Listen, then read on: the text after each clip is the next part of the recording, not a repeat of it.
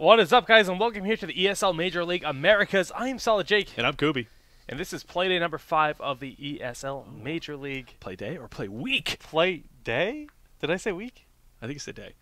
It's week 5. There we go. The terminology on the website is Playday number 5. So we're going with it's that. the 5th day that each team has played. Ooh. Let's go with that. Yeah, Can't be wrong science. there. Science. Yes. All right, well, Science. we've got some great games for you tonight, Kubus Maximus. We do indeed. And just kind of to run through that tonight, we're starting with Lunatik versus Barrel Boys. Now, Barrel Boys is currently tied for that first place spot. They haven't dropped a match yet. They are 4-0. That's right. Lunatik, on the other hand, they are 0-3. They got something to prove. Yes, they They're really looking, do. At this point, they are looking to get into that lower end of the qualification bracket moving forward. That would be the playoff bracket, I should say. And it's still possible, I think. I'm not going to maths right now, but I think it is still possible if they collect themselves a series of wins. Now, aside from that, if they get to the point where they can't get into the playoff bracket, it's still important that they play to get as high a seed as possible, because moving into the relegation series, it's very important, because if they have the highest seed, if they're 5th place moving into relegation, then they're allowed to pick the team that they play against first. And if the teams have been paying attention to who's strong at the current time, maybe even who you have a good matchup against if you've played against them before, it's important to have that first pick so that you can hopefully secure yourself the best odds to move forward into season number 2. Yeah, I mean, even like you said, qualifying is one thing, but seeding is so incredibly crucial. So yes, making sure they win those games, well, that's going to mean a lot, and they're going to try to do that. It looks like our lobby is just about ready, but before we get to that, let us talk about our second series of the night, and that's Tempest Storm versus Toric Iliad. And that'll be at 10 p.m. Yeah. Could be sooner. Good. Scheduled for 10 p.m. if the matches happen to end early for this first series, and both teams are ready to go. We'll start that series up sooner. If not, then we'll be back at 10 p.m. to show you guys those games. So 2 action-packed matches happening tonight. The 2 top-ranked teams in the league presently will be facing off with different teams that are here to prove that they can go toe-to-toe with the absolute best in North America. For sure. I don't know, do we have the standings ready? We're just going to show them really quick. Oh, we perhaps absolutely. Before the... Ooh, would you look at that? So, Jake, you already alluded to the fact that Barrel Boys were 4-0. Tempo Storm also 4-0. And at this point, like you mentioned, these teams are playing to get that top seed, and they really, really want that so that they can get the best chances moving forward in that playoff bracket. And, of course, 2 Iliad already sitting in a pretty good spot, but they, of course, want to hold that as best as possible. Could they still, if they win the rest of their games, technically it is possible for them to get top seed? Is that correct? Because there's 3 more games. They could possibly end up at 5-2. It's definitely within the realms of possibility. But more importantly, it's keeping that tie broken. They're putting as much pressure as they can on Evil Geniuses and even Cloud9 all the way through Murlocs and Lunatic, right? So it's still important. These games are very important for these teams moving forward into the playoffs. Yeah, I mean, since we're looking at week number 5 already, each and every game means so much. Because we can look at a match, and winning a match is what you want to do. But if you manage to lose 2-1, it's still much better than losing 2-0 because you get more points for that one game that you end up taking off. For sure. So can break ties in the sense that there might be the same set score, different match score, and the ties will be broken there, I think. And if they're tied after that, it will go to heads up. Yep, who won between the 2 teams there. So every game is very, very important, and I think that the draft will begin soon. I don't know if we want to try to get into the roster card real quick. We can do that. Introduce the teams. So looking at the first set, we actually have completed out the Lunatic Esports roster. We've got now Hospital has been swapped in as a main player, and Ego has been moved to a sub. So Ego is now in that sub spot, and we have Ivy Slime, Lex Uther, Daihu, Hospital, and Silol as the main roster for Lunatic Esports. That's right. Look at these handsome nerds. Ivy Slime's got his sweet little scarf on there. He's ready for the winter inside. Because we have a winter outside here, and it is serious. So it is if serious. he's living anywhere in the Northeast, I understand it completely. How about the other team, Jake? Who are we looking at here? Oh, well, these nerds the will, of course, Boys. The Barrel Boys, and yes. For them, we have McIntyre, Blinks, Fury, Airho, and Trouble. And tonight we actually see that Fury will actually not be playing. It's going to be Kyonda subbing in. And from what I understand, Kyonda is from South Korea. He is a South Korean player. And he will be replacing Fury for the evening. We don't know if that's permanent roster change or whatnot. There's been no official announcement, but he will be in that spot today. And the draft has just begun, so we're going to switch over to that with ETC as the first ban out of Barrel Boys. How about that? Big surprise. Is it? Not really. No. Yes, pretty standard stuff. I mean, he's largely regarded as the top tank. Now the question is, we've seen quite a few meta changes. Okay, Tassadar, not what I was expecting. I was about to talk about the potential to see double warrior ban. Illidan's a common first ban to see there, and when you do the double warrior ban, you're really starting to play some odd games, especially considering some teams have been running double warrior in their comp, right? Not just in the ban itself. So, you know, if they were to ban out Stitches, then something like Diablo to steal it away, and then who are you left with? Things can get dicey. Not the case here. We do see Tassadar. Still, we could have seen that they opt to pick up the warrior to, prioritize that role on the team. Not the case here. They're going for Vala. They want to secure that nice solid damage. A very versatile pick. No real direct counters other than, of course, Strafe being stunned out from some AoE slams, from Stitches perhaps. There's a lot of ways to deal with it. Even still, she can get a lot of utility out of Reign of Vengeance. So both teams opting for that heavy damage. Like you said, Vala here for Barrel Boys and Lunatik starting out with Hammer. They could go something like Zebo right off the bat, Illidan still on the table, or they can try to lock in one of those big supports. Pick up that Uther, pick up that Rhaegar. They're both on the table. Yeah, of course we should mention that, as you guys can see, we're playing on Sky Temple. This comes into big effect. Of course, Hammer is a bit stronger on this map. There are some heroes in the game that work very well on just about every map. I'd say Hammer has some strengths, absolutely, on maps like Sky Temple, maps like Dragonshire. Maybe not as strong on Cursed Hollow.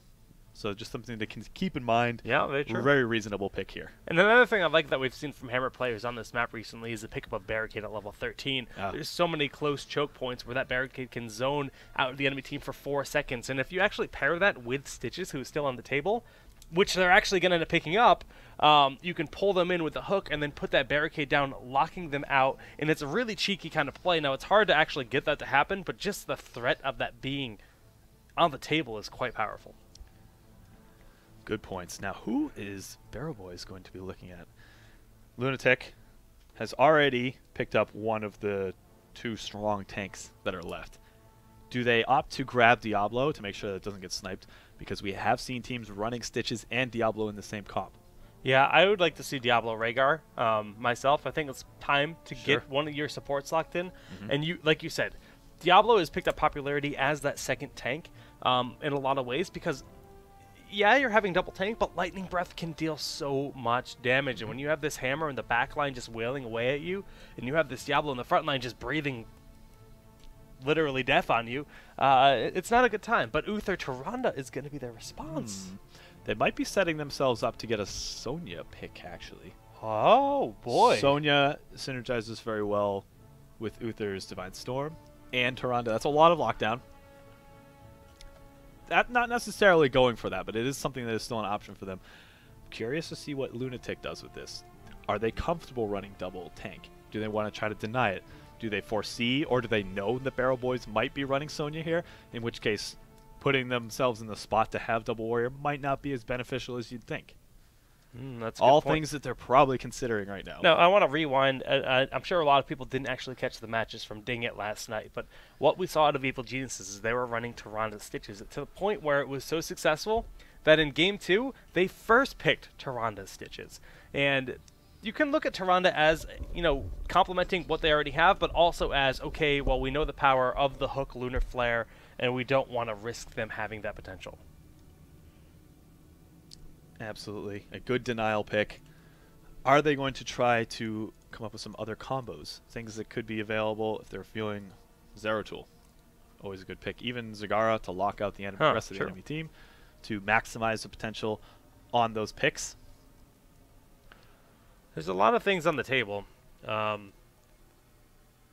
both teams. Now, you can never count out Zebo, but like you mentioned, having that control. Okay, so there's the Zebo.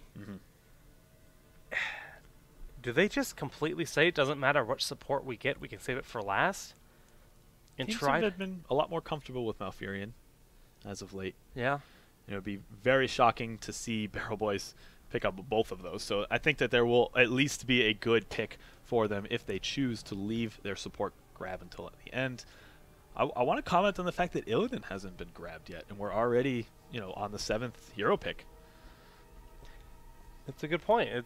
I mean, Illidan has been incredibly popular as of late, and here he is not being grabbed very late into the draft. Still would work out, honestly, with both compositions. There's that double warrior we were talking about. Does this force Barrel Boys to go for a dive style? They could very well go Illidan and Sonya, and that has shown some promise in the past. Do they have enough healing between Tyrande and Uther?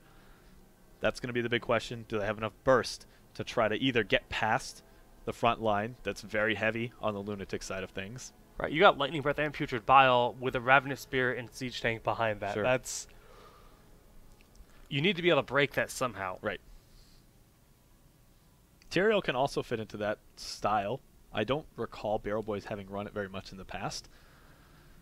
I actually think we could see Sonya Illidan. I like that, honestly. A double front line. Just get in there, remove that target. But Lightning Breath is Yeah. Unbreakable. Unbreakable, except for Maw.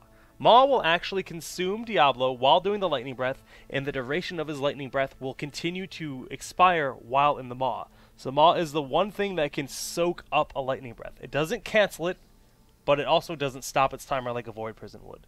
So it handles it. Handle it. Handle it. Murden. Not what I was expecting to see. Now, we haven't seen Murden too much as of late. He has fallen off a good bit ever since having lost Rewinder, having shifted to 20. That slows down his progress. His impact from levels 10 to 20 become much fewer, much less, and it's really hard to carry that game up to that point. But we do see the Zeratul.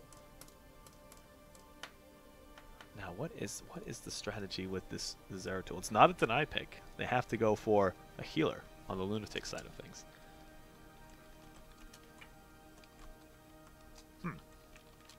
That's peculiar. That is an interesting draft.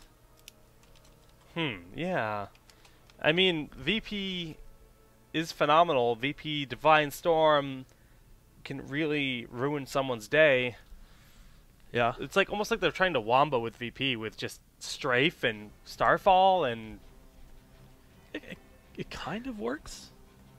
But, I mean, usually if you go for that style, you want something that hits a little bit harder. They have the stuns. Don't get me wrong. The stun capability is there to follow up after the VP goes down. Do they have enough damage, especially with this very tanky lineup that Lunatic is putting forth? Now, they're down to just a few seconds of their time, and it looks like it's actually bugged. So I'm going to hit this refresh button to find out who that last hero is.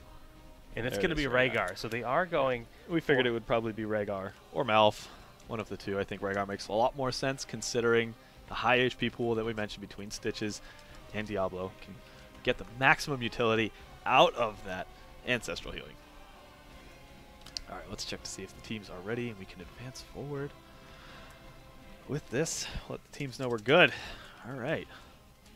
Yeah, I'm just letting them know that we are good to go. Now, this is a best-of-3 series, like we mentioned. If you guys are just tuning in, Barrel Boys are currently sitting tied for first place in the league. Lunatics, quite the opposite. So they've got a lot to prove in this match. The draft looks good. They've got this big front line with two massive damage dealers in the back. The Sergeant Hammer Zebo with the Diablo Stitches in the front. We'll have to see how Barrel Boys executes this setup they have. It's a very strange draft. There's a lot of heroes in there that I wouldn't really expect to see paired together in the whole of things. But with that double warrior lineup for Lunatic, I got to give them the edge in the draft. Unless there's something weird about Barrel Boys' draft that we haven't picked up on, I would give the edge to Lunatic. Now, a lot of this is going to come down to execution. That's a very obvious thing to say, but the ancestral healing is going to be a big part of the story. Are they used efficiently? You can cast it too soon and have it almost wasted, or you can be just a millisecond too late and just have it not go off at all, putting in that 10-second cooldown. So it's going to be a big part of this game because that's the power of Rhaegar. The Ancestral can just turn the fight one way or the other. It's so good in this current meta. Yes. With the slowing down of the burst, we don't see that quite as much. There's a few compositions that run it, but overall it is been tuned down Yeah. quite a bit, and now how much sustain do you have? You have time to react and get those Ancestrals to get the maximum value and keep your tanks in the fight. CCing for the rest of your team, body blocking, whatever needs to be done. And if you give Hammer time, untouched, it gets scary. It gets real scary. And Ravenous. That's And both of yeah, them. of So, course. so we should see imposing presence in this game, considering Hammer. Sure. But we'll talk about that when we get there. But we are loading up into Sky Temple for the first game of the series, and Kubus Maximus let us introduce our teams. That's right. On the left side for Barrel Boys, in blue, we have McIntyre, Trummel, Arrow, Kyonda, and Blinks. Kyonda. I like it. I like it. I'm just going to fix this quick setting. Oh, I hit cancel. You guys didn't see that. Oh, never mind. Oh. Nothing happened. Esports. And on the right side, in the red, we do have Lunatik Esports with Silo playing as Stitches. Going to be Hospital on Hammer. Ivy Slime playing as the Zebo. Lex Ether on Rhaegar, and Diablo will be played by Daihu. Kubus Maximus, the map is Sky Temple. And why don't you tell us a little bit about how this map works? For sure, Jake. At the 1 minute and 30 mark, we will see these temples that Jake is so nicely highlighting over, and that is an activatable area that the teams will need to stand in, King of the Hill style. And if you have control of that area for, I think it's a couple seconds, we'll see some ammunition is fired at the structures of the opposing enemy team. It's a nice way to sort of siege them out without necessarily directly fighting, but we will see a lot of fights contesting that space. Initially, at the 1 minute and 30 mark, we will see the mid and top temples spawn, so there will be decisions that the teams need to make. How do we split this up? Do we leave one person top? Do we just fight all at mid, try to get an advantage that way? It's always cool to see, based on the compositions, what they do. Yeah, and I actually like this roaming out of Muradin and Tyrande, and the stun is actually going to miss Ivy Slime, so he will get away scot-free. But if that stun hits, this is kind of like the Kerrigan Tyrande we've seen in the past. You just get the first stun, you follow up with a Hunter's Mark, Lunar Flare, and you try to blow up that target very quickly. Gonna be cool to see how it works out. Not quite as strong as hooking someone in with Lunar Flare, or even just the Primal Grass combo, but definitely has potential. And as I was just talking to, we see that the temples have spawned, and they will be active in just about 5 seconds. 3-man lanes up top. They will likely rotate down. Or perhaps not. Maybe Lunatik Esports will be having a heavy presence in this top tower. Yes, they will. Now, the difference between the middle and the top is actually just kind of the way the towers prioritize the structures they're hitting. Of course, they attack the lanes in which they are situated, but as you can see, the way this works out is this middle temple is going to siege up, and it's going to destroy this tower first because it's closer. But if you look at the top lane, it's actually going to kill the well first because that's closer. Difference being, the tower provides experience when the well does not, so the middle temple gives a bit more experience. Right, so we should see a slight experience lead for Barrel Boys at the end of this if they hold both splitting these top and mid temples. Talents, Jake. Talents, because really not a whole lot of team fighting going on here. We have some time to talk about this. Regen Master for Zeratul. Not something we're used to seeing. Oftentimes it is going to be block, could be greater cleave. Here we're seeing Regen Master. Now, it did receive a buff in the last patch. It gives you a static 4 HP per second as soon as you grab the talent. You don't need to pick up the initial 3 regen globes to get any effect out of it. It's still very interesting, to say the least. But we'll see how that pays off for him, and he's also going for Gathering Power, which sometimes we do see the upgrade there on the Singularity Spike. Gives it that AoE damage.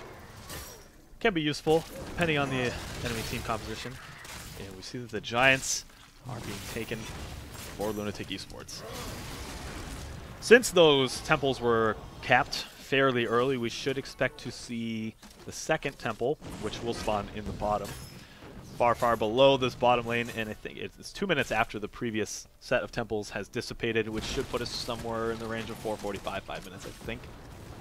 Yeah, sounds about right. Yep, I mean, you're better keeping track of that than me, I'll be honest. Yeah, we'll see about that. I don't know. Well, but we do see that Rhaegar did end up falling during all this commotion, and we see the double battle momentum. So in this game, it's actually kind of a toss-up as to whether the Tyrande wants to go battle momentum or True Shot Aura. True Shot Aura really beneficial if you have a lot of auto attackers, and really looking at the composition, it's really just her and Vala that are going to be doing a decent amount of auto attacking. So going for battle momentum means just more abilities in general. That means you can cast Starfall more frequently. It means you can shoot more owls. It's got a lot of synergy with just any playstyle.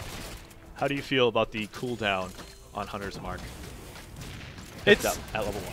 Yeah, I like it a lot, especially if you consider that she wants to try to roam with Muradin and try to get those pickoffs, because that's all reliant on Hunter's Mark, and 8 seconds less on the cooldown is very nice. It makes more sense with a full-on pick comp, and I don't know that's what they necessarily have. But you're only giving up Pierce, and at the end of the day, you're going to see Tyrande specking into Lunar Flare at 13 and 16. So the Hunter's Mark will definitely get all the use that the specking into it does grant you. Sure.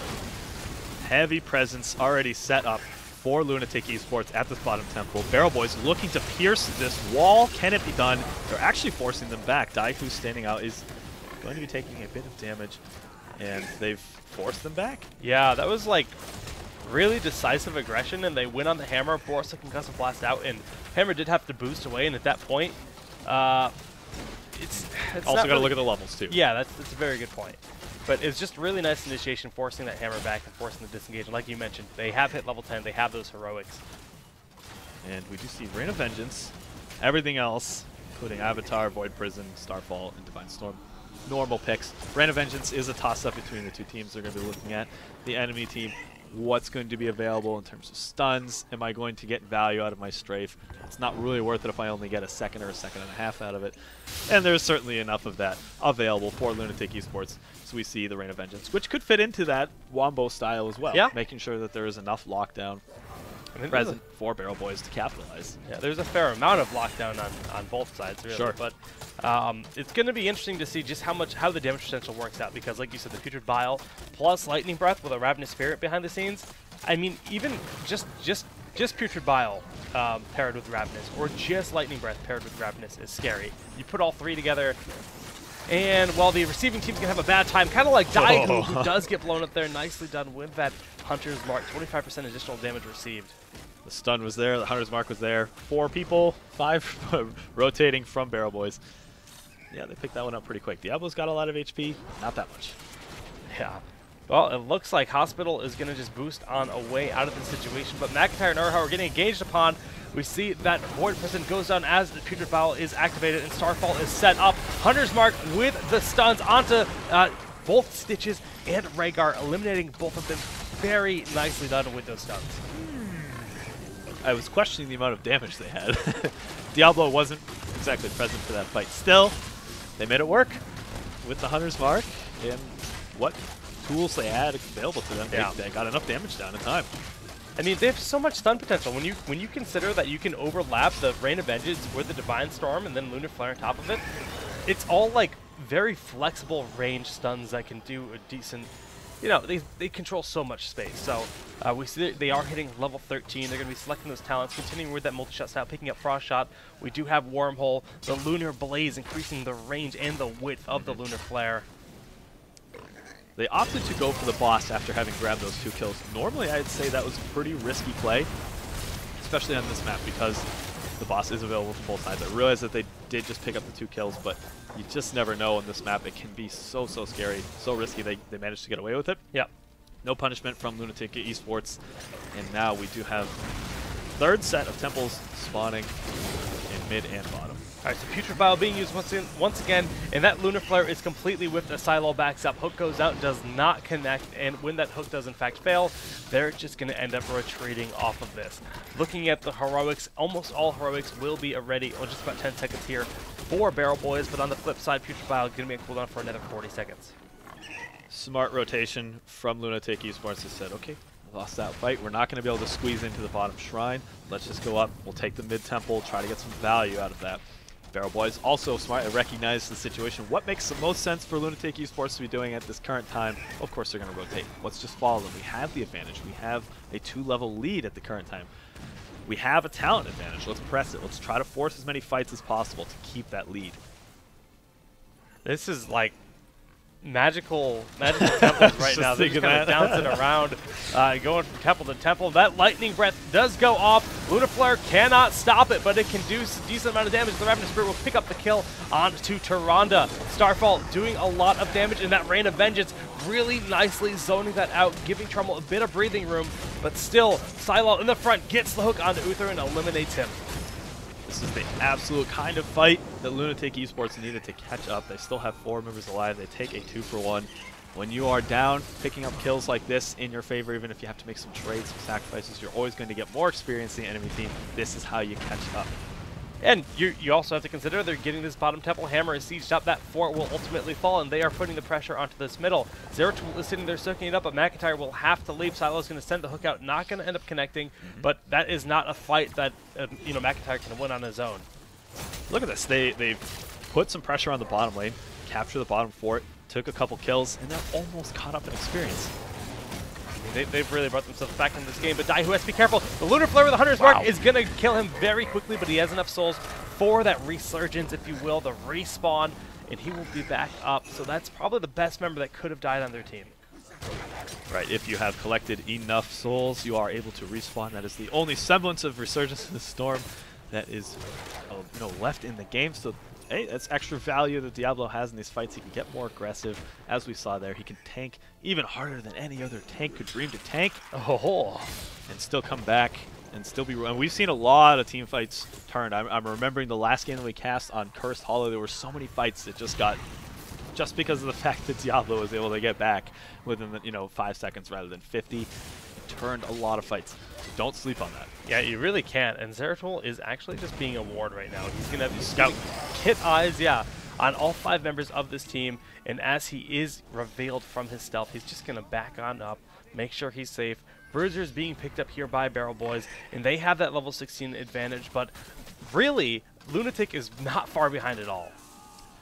Good points. We can talk about some of those 16. Actually, other than the imposing presence, which we expected to see, of course, because of the hammer that is available on the other team, the splash damage does affect. Everything else is more or less what you would expect to see, maybe with the exception of Shooting Star, which is the mana refund.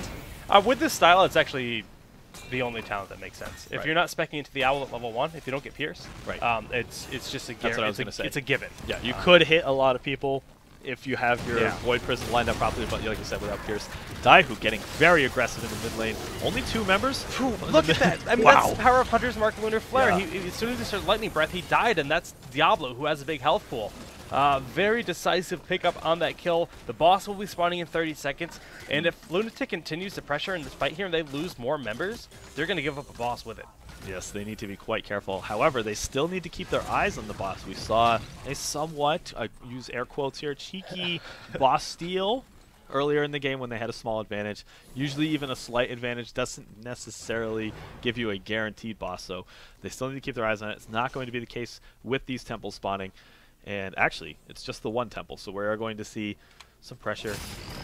And there's no talent advantage anymore at this point. We do have the Hover Siege available for Hammer. It's going to allow some creep, some, she can inch her way forward into those fights with that splash damage. It can really make a difference. The imposing presence, the extra super slow, if you want to call it that, and the pulverize, of course, just to try to lock down the enemy team. Yeah, well, the blind hook went out. That's going to be a cooldown for another 13 seconds or so. Just stunning out Urhal with that pulverize. No fishing hook this game, and they're doing a good job bowling them off. Now, they have this siege damage coming out from the tank, and immediately we see the Ancestral Healing is used rather preemptively on that Diablo, allowing him to stay alive, but Silo will be the target this time instead, and he ends up falling. Daihu will be next. The stun from Uther, not quite enough. The Concussive Blast is doing a good job zoning, keeping Diablo alive. So, positionally, things are looking very nice for Lunatik Esports, and that fight came down to the classic MOBA, quote-unquote, 101 is to spread the damage out between your team, and it made a huge difference keeping every member of Barrel Boys alive.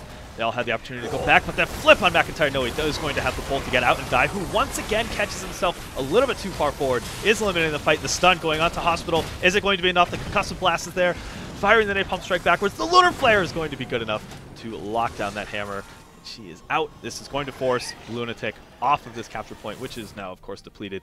But are they going to be able to get a boss? It's 30 seconds. I should think it would be even risky at this point for Lunatik Esports to try to contest this.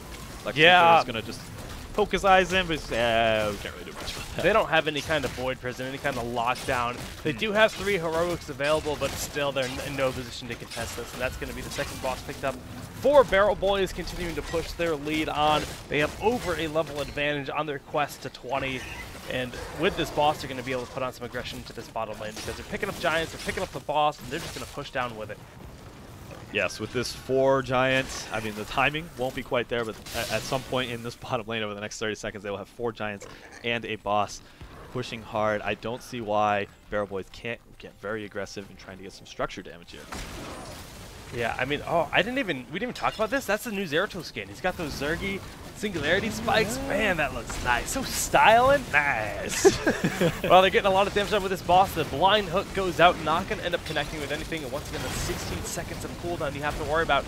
And Daihu's taking a lot of damage. They have to be careful. That Lunar Blaze has so much range. Only 1 Lunar Flare is needed. And they're actually just going to see that Lightning Breath respected and back on away. Lightning Breath served 2 purposes there, of course, to get rid of the sieging mercenaries that were in the way, and also, you know, just used as a zoning tool, more or less. The Barrel Boys, as you saw, had to back up. They just didn't want to take that sustained damage over time. And with this, Lunatik Esports was able to clean up all of that pressure, and now we have 2 temples spawning in mid and top. I like this call to pick up these giants because they know the bottom lane is going to be uncontested for a long time, and this puts a big annoyance in that lane. These temples are mid and top, like you mentioned, and that bottom lane, which is very exposed, the keep has taken a lot of damage. Well, now they have something to think about there. But it looks like Barrel Boys doesn't just want to give up this middle temple. They are going to be contesting it. No Lightning Breath for 10 seconds. It's going to really lower the DPS. Daihu has to back up. Okay, so there's the Ancestral Healing. Blinks is just diving right on through with the sprint, stopping the Ravenous Spirit and keeping himself alive with all those heroes. Starfall just going to town and dealing so much sustained damage across that fight. Urho is just barely able to dodge that hook in a vault forward with the Rain of Vengeance connected with both Ivy Slime and Silo. The blink in here from Zeratul trying to pick up Silo, and he will succeed. Just 1 more Rending Cleave. Yeah, that's going to be a kill. And they're going to clean this up. The Siege Tank decided to pick up a kill. He did trade. He looked at the situation and said, probably the best value I can get. There's no way I'm going to be able to escape. Let me just try to trade. And he does successfully. The best move that they could have made given the situation. Yeah, I mean, you pick up a kill, but man, that vault forward into Rain of Vengeance. You want to talk about Vala 101, never offensively vault unless you really know what you're talking about, what you're doing. And that was exactly a prime example of where you can offensively vault to make a play. The rest of the team is absolutely there. They have cooldowns to back you up so that you can get out, and it made a big difference in the end of that fight. It really did. I mean, even if you only hit with the 1 Shadow Beast that comes out from the Rain of Vengeance, it hit 2 people, and it made a big difference in the fight. But they are going to end up picking up these 2 temples. They're sieging this top keep. The middle keep did end up falling in that bottom keep, which was bombarded by the giants, is incredibly low. No mules on their team, so there's no repairing those keeps whatsoever, and they're in a tough spot. And this 2-level deficit, especially bridging that level 20 gap, it's going to hurt quite a bit over these coming team fights. At this point, there's 2 ways for Lunatik Esports to play this out. They can try to be incredibly passive, which can be difficult considering the spawns of the temples almost forcing team fights, or they can try to look for situations to get picks. And you have to be so careful doing that, because if they're roaming as 5, really the best thing you can do is soak, but you don't always have heads up as to where they are in the map to try to make these plays. Now, you'll notice that Silo keeps casting Hearth and then changing his mind. And really, he doesn't know if they're backdooring. He's just preemptively doing that, getting that meter across, just in case he sees them reveal and backdoor. And he's actually just going to do it just to be safe because they know they have these mercs coming. There's no objectives left on the map, so they have to play very defensively, keep these keeps alive as long as they can. But Barrel Boys knows they want to defend this top lane, and what are they doing? They're pushing down bottom. Smart strategy considering the low HP left on this keep. At this point, 1 temple will bring the core down to maybe 20%. It is a dire situation for Lunatik Esports. Yeah. They have to get very aggressive with the map control. Really, they need that level. Hopefully, they can get to level 20 before the next temple spawns. That way, it'll give them a solid chance in the next team fight. They need to take a dominating team fight if a temple's available. Otherwise, they need to hold that map control. And it's just the most important, most valuable resource for them at this time. This is maybe the worst situation, considering the spawns of the two temples are absolutely all the way across the map. And they have to know exactly what Barrel Boys is going to do. What is their strategy for going to these temples? And it almost looks as though they're waiting, seeing what Lunatik is going to do, and if they get aggressive towards one of the temples, they're just going to backdoor. I mean, they are absolutely in position to do that. The hook goes out, does not connect. We saw Zeratul just throwing that damage out onto that keep, and right now both temples are being uncontested, but with that far sight going down and getting the reveal on their locations, they're going to be pushing on in. They're going to try to get a pick. They need that pick desperately. Daihu once again pushing forward with Silal. He's got that front line. The Lightning Breath going down. Is it going to do enough damage? Silal finding himself very low. Gets healed up. McIntyre blinks out. Saves himself. A lot of members of both enemy teams are low. The cleanse almost enough to get Uther out of that situation. Actually, Araho will find himself dying as well. So that is a 2 for 0. This is exactly the type of team fight that Lunatic Esports needed. So Uther had to run to stop the Ravenous Spirit. I kind of wish Lunar Flare was used for that rather than Uther getting so far out of the fight, having to spend so much time getting there and letting the Ravenous do as much damage as it did. In the meantime, they were focusing all their damage on Diablo. Guess what? Ancestral Healing came in, kept him alive, topped him off, and it just turned into a 2 for none, so very nicely done. But with these 3 members up, they come back to this top lane. They say, hey, look, we know you have to defend your core. Your lanes are completely pushed, so you can't have your entire team here, and they're going to try to take a fight. But Stitches is sitting at the bottom temple by himself, uncontested, and these Giants won't last that long. Mercenary pressure is nice, though. It will divide some of the attention from Lunatic. It is very important that Stitches captures this bottom temple quickly. He does still have one entire row of ammunition to sit through, and there is a heavy rotation coming down from Barrel Boys. Is Stitches going to recognize the situation and back out? Indeed, he does. McIntyre will just see him doing that. But do they have enough health on their structures to even survive? I don't think they do. And that's going to be GG. Game number 1 going to Barrel Boys. Well fought. I mean, they really did a good job. They made the best of a bad situation at the end, and it was almost enough. But, man, those Giants, they were able to sit there long enough. Do a decent amount of damage, and like I said, it was splitting the attention. Right. They had to figure, okay, we need to actually capture both shrines or both temples. We need to make sure that we're not getting ganked from rotations from Barrel Boys. We also need to deal with these mercenaries that are putting a lot of pressure on the core. Tough things to do. That said, I think Lunatic Esports made the right plays at the end of the game. Yes. They picked up a good team fight. They were holding map control for a while. Barrel Boys had a nice counter to split up their attention. And they were a couple plays away from really taking the momentum swing and catching back up to win the game, which they weren't that far behind. They were down to just their keeps. It was very doable for them to take that game. Still, well played to Barrel Boys. They are going to take a 1-0 advantage over Lunatic Esports. We're going to go into game number 2 in just a little bit. Yep. Take about a 5-minute break. We'll get that lobby set up for you guys, and we'll be back in just a few.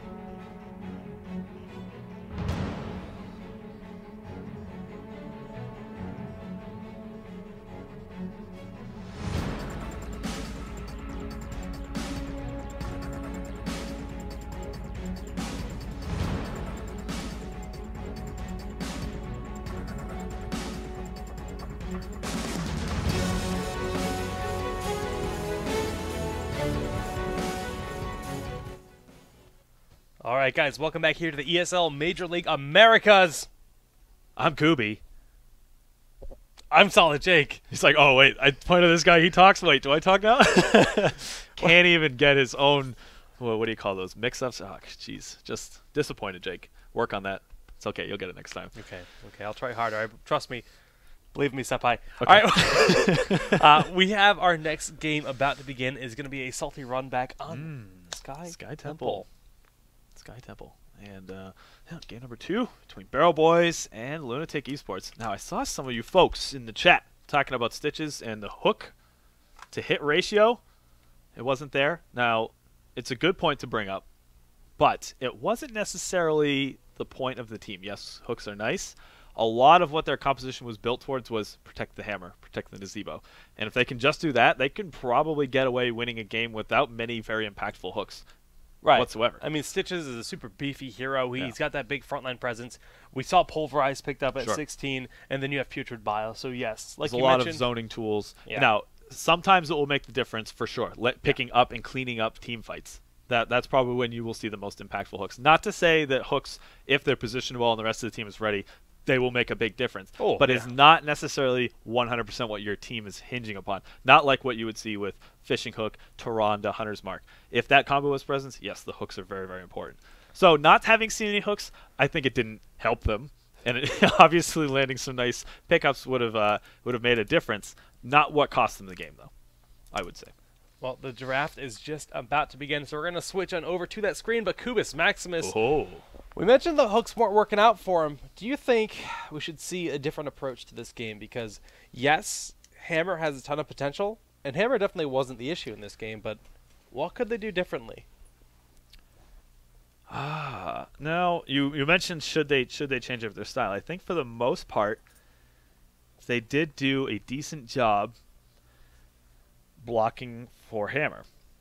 They didn't always have the lockdown to capitalize fully on Lightning Breath. Maybe that would help if they want to go for that double tank style. I think you're at a situation where you look at how Barrel Boys approached the game. They said, okay, they actually dealt with that well enough.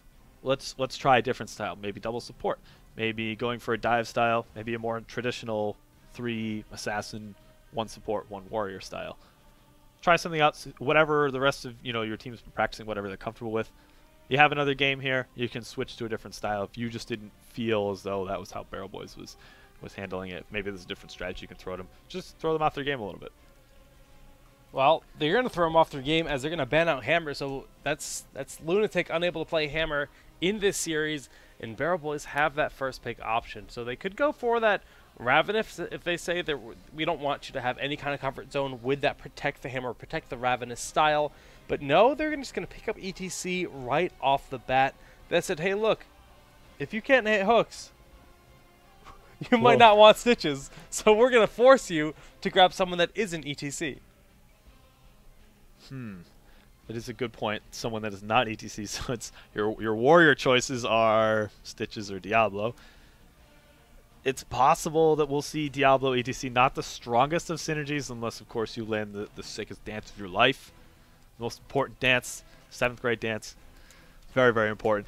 I don't think they're going to go for that strategy, so I think that they would probably be on the safe side. It would be okay for them to wait, grabbing the Diablo, if that's what they're going to choose. Maybe they'll go Muradin, we'll have to see. I think picking up damage, or one of the top-tier supports, okay in my book.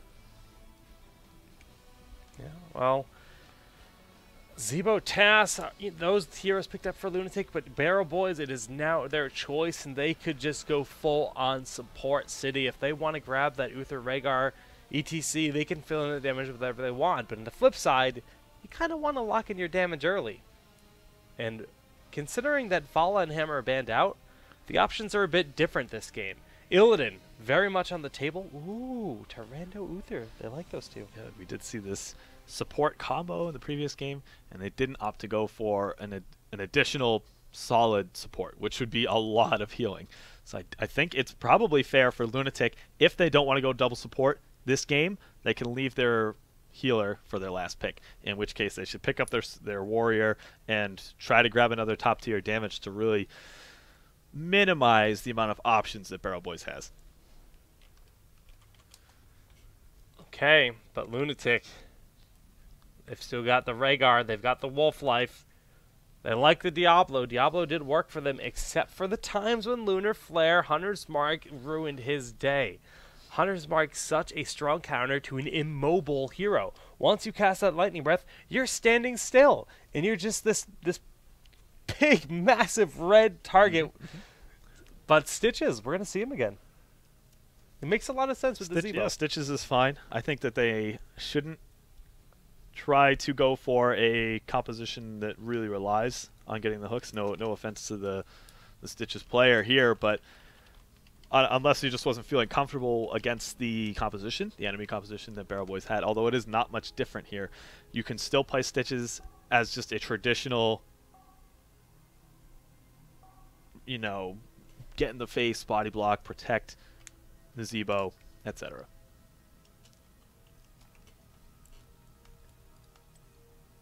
Barrel Boys. What is going to round out the rest of this composition? What damage do they want to try to pick up? I want Jaina. Yes!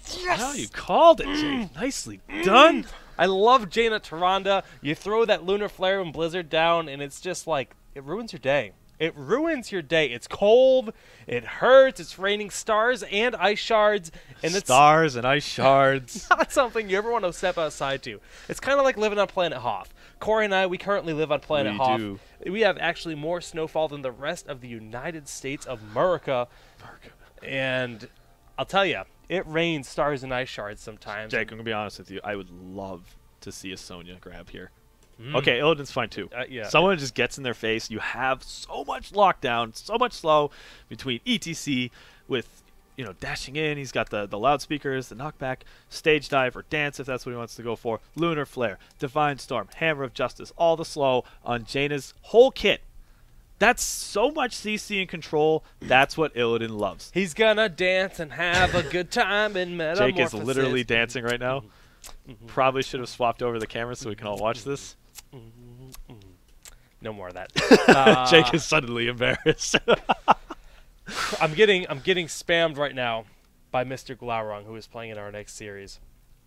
I guess him and Dreadnought are currently without internet. They just drove quite far to a LAN center, and they're going to be playing. I totally called that. You did. I did. I was like, they probably just hopped in Dread's car and just drove to the LAN center somewhere. And they're playing in our next series tonight. So he's saying the equipment is awful. We have 8-year-olds playing Call of Duty in front of us and shouting. This is exciting.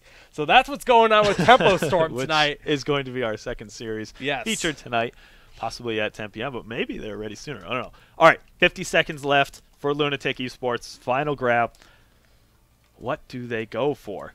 Something that they already have a decent amount of sustained damage available. There is no traditional double support on the Barrel Boys side. What do they want to go for? I would say sustained damage. Perhaps Zagara. I don't think Double Warrior is necessarily the right call, but they might go Diablo again. I like Zagara. Zeratul is really scary because they have Uther. I'm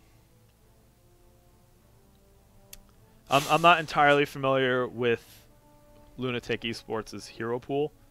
We're making some calls here about what they are available to play. Okay, Tychus, that's fine with me too. I mean, if you're looking for a strategy where Stitches is just playing as obnoxious as possible, they're really looking to... geez, I don't know. Actually, now that I look at it, I might have liked a little bit more CC. There are going to be opportunities, especially on Sky Temple, where you know where you'll be fighting. If they can guarantee themselves a team fight where Barrel Boys doesn't just back up, reposition themselves, wait for certain abilities to come off cooldown off of the time that they're active, they can really control the fight, and they have a lot more sustained damage output on the Barrel Boys side of things. Yeah. If a fight starts and Lunatic can guarantee that all of their cooldowns are, going to be used to their full potential, they have a very, very, very good chance to win those team fights. So in that sense, I like it. It can work on Sky Temple. It's kind of risky though. I'll be upfront with it. It's kind of risky. depends on it's putting the ball in Barrel Boys' court and saying if you know how to play around this, we might be in a little bit of trouble. We'll have to see how it plays out, though. Well, ladies and gentlemen, we are beginning game 2. This is a salty run back on Sky Temple. And I'm excited. Did I miss something? Did it go right over my head? No, not at all. Not at all. All right. Sky Temple, like you mentioned, a salty run back. Of course, if a team loses on a map, they are allowed to select that map as long as they haven't won there and go back. So that's why, you know, we're not used to seeing this in games such as StarCraft. Of course, any other MOBA, it's always on the same map, right? So you have to take these things into consideration. Just for the viewer's perspective, that's why we're seeing the same map twice in a row. Enough of that yammering. Let's introduce the teams, Jake. On the blue side for Barrel Boys, we have McIntyre, Trummel, Arrow, Kyonda, and Blinks. Olgius Kyonda.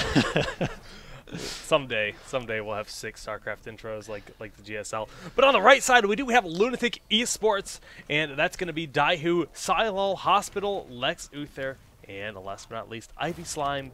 This is the salty runback, like we mentioned on Sky Temple. Game number 2, currently up 1-0 for Barrel Boys, who are the leaders, tied with Tempo Storm in this league. And I was going to say both teams were making that headstrong dive into the watchtower, which holds a little bit more importance on this map as it gives you vision coverage of a good chunk of the space between the top and middle lanes, and of course that ever so important middle temple, which will be featured as one of the prime objectives about minute and 30 into the game. So it's good to have that map control, good to have that vision. Not necessarily so important for Lunatic Esports, or they just felt that their early game composition wasn't strong enough to take a full-on fight there. Yeah. It's going to be interesting to see how Tychus can do. I think if there's one map where Tychus has potential in the current status of Odin, it's got to be here. Just because you have these guaranteed fights that are going to happen over those temples, whether or not you're sitting on it or trying to push someone off of it, the Odin has that threat. But in every other map scenario, it's so easy to just disengage when you see the Odin being. I'd argue with you about Cursed Hollow. I think that's a similar situation. Okay, that's fair. And Odin is super good, especially if you can flank. It's such we've seen, especially from what I recall, right after the patch. I'm recalling KO's Odin. He was finding himself in a lot of situations where he would hide in a bush, activate the Odin so the enemy team didn't see it, flank from the side, and guarantee himself a ton of auto attacks, getting full value out of that AoE slow.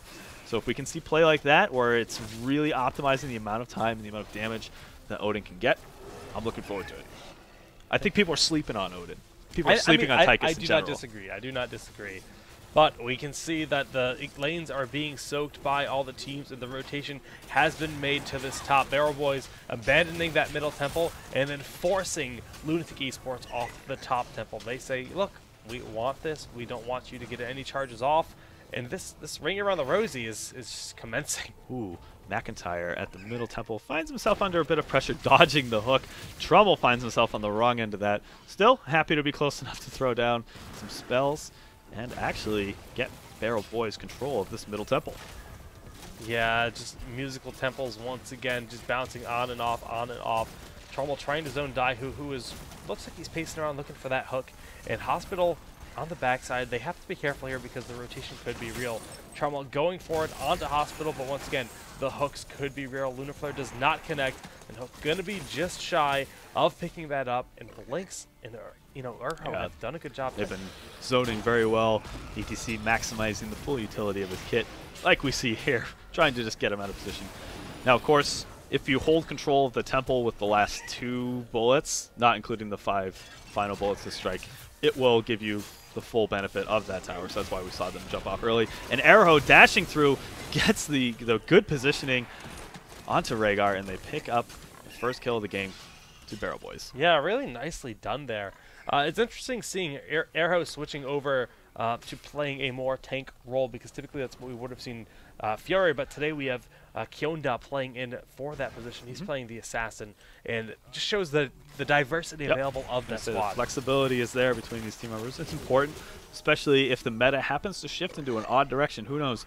Maybe in a future patch we'll see triple warrior lineups happening, in which case, yeah, you need to have flex players that are able to play all of these roles. Now, of course, they'll have some heads up for that, but it's just a nice thing to have. Yeah, well, right now it's just kind of that race to level 10. It's very close right now, but the first Merc camp of the game has been acquired, and in response to these bruisers being picked up in the top right corner, we see Silal wants to regenerate his mana, so he's hearthing back home.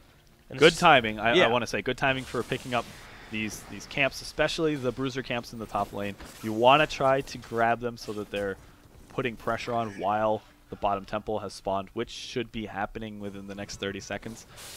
That's why we actually see Trummel waiting to grab this bruiser camp. He wants to actually have his team perhaps clean up the camp, then cap it, then go down to capture the temple. It's kind of a similar timing thing to what we might have seen on Haunted Mines with the Giants to defend against the Golem. I like how exact each team's strategy is, except opposite. We saw the Giants and Bruisers, and then the complete opposite happened in the exact opposite order. Right. You know, just flipping over Giants and Bruisers. Bottom Temple has, in fact, spawned. And I like the idea of picking your Bruisers up as that Temple spawning, because they're going to push in that top lane. You have to leave Silal behind, essentially, to deal with that Merc camp. But during all this, Urho is being locked in. But guess what, Kubi? I think he's picking up Stage Dive. It's a good point. And level 10 has just been hit for Barrel Boys, so he gets that extra mobility like you mentioned. Problem is, for Silal, on the Zevo, can't get to the bottom shrine as quickly as he would like. And I think that Stage Dive will make a big difference in the presence that Barrel Boy has on this bottom temple. We actually see that they can't even pierce through. It's a tight choke for both teams to try to get into, but Barrel Boys has the positional advantage so far. Yeah, even without ETC, the threat of him. The threat is there. Yes, they have to be very cautious of getting into a position where that stage dive could completely ruin their plan. So they're actually just going to force back on, get on out of this. Zebo has made his way to the middle of the map, and yeah, they're just going to push down the middle tower, it looks like. Taking a quick glance over some of the talents that have been grabbed. We haven't actually gotten a chance to talk Before about that happens, the stage dive is going in. The Hunter's Mark onto Die Hoop, and the Ancestral Healing is going to be there in time to keep him alive. The damage is going down, but McIntyre is going to have to use that Metamorphosis with the first H. He's healed up nicely. The Lunar Flare is going to stun out Silal, stopping that Ravenous Spirit, and Lex Luthor will be the first one to fall in this fight. They have very nice positioning on Daihu if they so choose for. I think McIntyre perhaps is overextended just a little bit. Not quite, and they are punishing the Odin. They will get on their side. The hook to pull McIntyre out of position. This gives Hospital a chance to get out, and not quite. He has that low HP pool. He's quite squishy, and they are going to find themselves, Lunatic Esports, losing a 2-0 to Barrel Boys. 2-0, that puts them down in experience. This allows Barrel Boys to get a bit aggressive, and they want to put some pressure onto this top lane. McIntyre very cheekily just in the front, diving in. And Ivy Slime and Lex Luthor, well, they've got Stitch's reinforcements, so they're going to try to bully them off. That is a 3v4, and I think you're right about that. We should see them able to push back this offensive, trying to capture the top fort. Won't be successful. Hook. Oh, almost. That was absolutely the right target to try to go in. And McIntyre says, hey, I'll win it on this. And we have a lot of AoE slows, and the Ancestral Healing is very nicely timed for Daihu. Will it result in a pickup onto Arrow there? It absolutely was. Especially with the presence of Stitches coming up from below. I mean, that's enough for that kill, but that's just showing the power of Ancestral Healing. Yeah. They put a lot of resources into trying to get that pickup onto Stitches. The timing of that Ancestral Healing just so low in HP.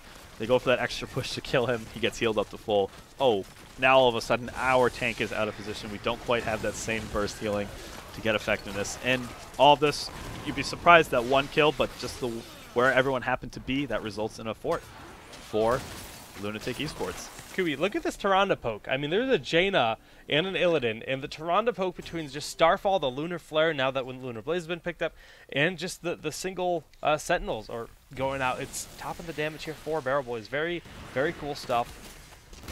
For sure. We have two temples, one spawning mid and bottom. Arrow does have the advantage, or just ETC in general, especially with Stage Dive. He can capture one of the temples that is, farther away from where the rest of your team is. And then, of course, Stage Dive in. If the team finds themselves in trouble and they need that fifth person, they need that CC, it's there in a flash. there in a flash. Indeedly do. And we see Blinks coming on in, trying to force them off and just bullying them. That presence of the siege dive is there, and there it comes. Slowing Daihu. It will Ancestral be on point. Yes, it will. Keeping him alive in that Ravenous Spirit. Got a decent amount of work done, but it is stunned out. Metamorphosis going in, doing damage, chasing out Hospital, ultimately eliminating him. But Blinks, one hit away. The wave comes out, healing up all three of them.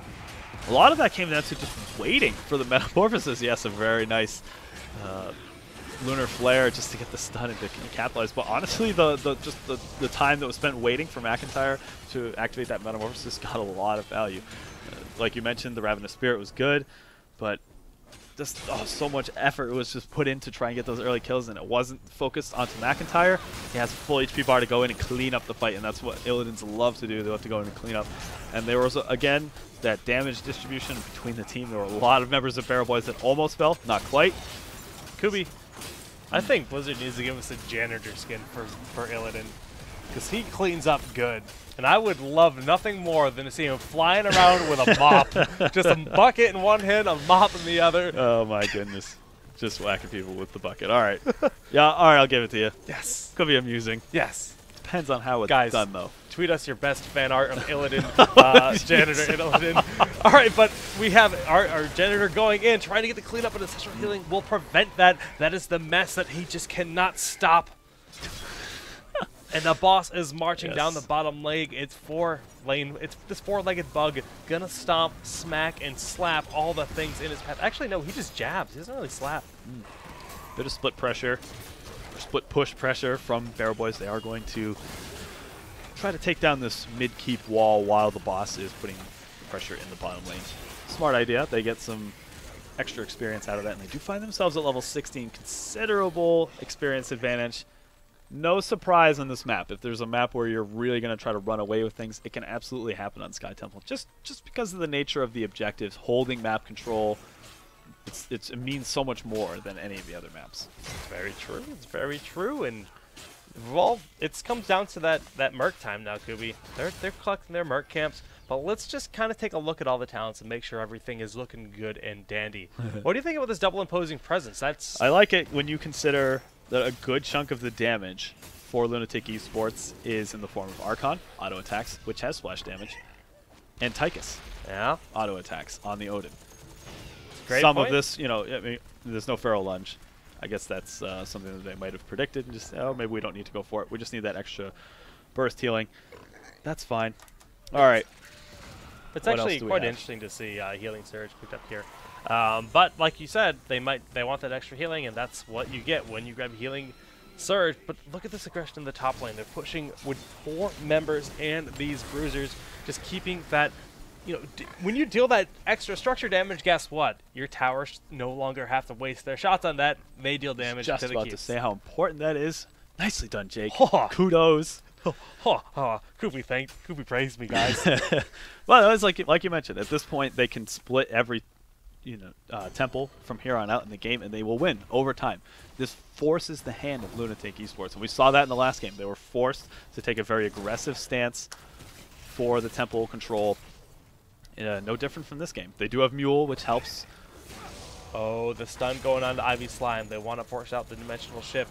Caught a little bit out of position, and there is a stage dive. Only going to connect with Ivy Slime, but of course, Catstar is a very slippery hero. Dashing forward, the zombie wall, the zone, they force them off of that, the bottom temple. The talent tier difference is making a very large impact on their decision making for Lunatic Esports. And this is such a good situation for Barrel Boys to just be able to force them into a bad position. They wait for them to rotate. They leave Kionda here to solo this, and they're going to push in on this keep. And Lex Uther is going to show, which is going to make them a little bit hesitant, but either way, it's forcing their hand. Absolutely. They won't be able to kill this bottom keep, but like you mentioned, any amount of structure damage that you can get in that isn't healed up by the Mule will go a long way, and they're really just trying to slow play this game, not take any super aggressive fights because they have the huge lead. As we mentioned, at this point, Lunatic Esports needs to get aggressive. They need to force their hand, and McIntyre finds himself, and he does have to pop Metamorphosis to stay alive. Healing Ward is doing work, healing up the whole team. That's 30% HP over that 10 seconds, and it's making it very cautious for Lunatik to try to dive in to pick up a kill. They do have their Stitches top lane, of course. Yeah, I mean, Just trying to slow it as much as they could, but he got the full tempo up top, which is nice. But I like that aggression out of Barrel Boys because they have that mule that they have to think about. They don't want that mule to get the efficiency healing up that keep because it will pretty much negate the damage. So yeah, they do need to go big or go home with the structure damage because it could get healed back up. They did nerf the cooldown and duration time of mule is still quite effective on this map. Maybe more so on this map than any other. I would have to agree. I would have to agree that as a fact, in the first Merc Camp, respawn has happened. We see pings happening, 40 seconds. But these guys, these Giants, they're already ready. Lex Uther will be scouted, and that's going to reveal the position on the 3 members of Barrel Boys. And it looks like they are setting up for a potential party bush. Nope, their Giants respawned as well. Uh-oh. Trying to get aggressive. Oh, Arrow dives in with the stage dive, trying to get in there in time to punish Lunatik Esports. And is it going to be enough position-wise to... Oh, the Ancestral Healing is enough to heal Daihu. Do they find themselves in the position like they did on the top lane, where the heal was soaking up enough abilities to get themselves a huge team fight? And I think it is. Arrow falls. We see the Tyrande is out. Hospital trying to lay down as much damage as possible into McIntyre. He will fall. Is there going to be another hook? It is off cooldown right now. Is he going to go for it? Blinks. It could be grabbed. No, they will be able to get enough damage. Trummel, the only remaining member of Barrel Boys. They don't need to take a risk. They're going to capture this boss, and they're going to push super hard on this bottom lane, I would imagine. I observed the games on the cast. My hands came off the keyboard on my head in disbelief at how much damage the Odin did in that fight. Oh, yeah. You were talking about people sitting on the Odin and just kind of like not believing. Oh my goodness, the efficiency on that Q. It hit 3 members and their health bars were just evaporated. I don't know what else to say other than they got Shrek'd, Kubi. They got Shrek'd. That was beautiful play, that backline, the Ancestral Healing, keeping that Stitches alive in the front. And this is a massive momentum swing. They're going to get this keep.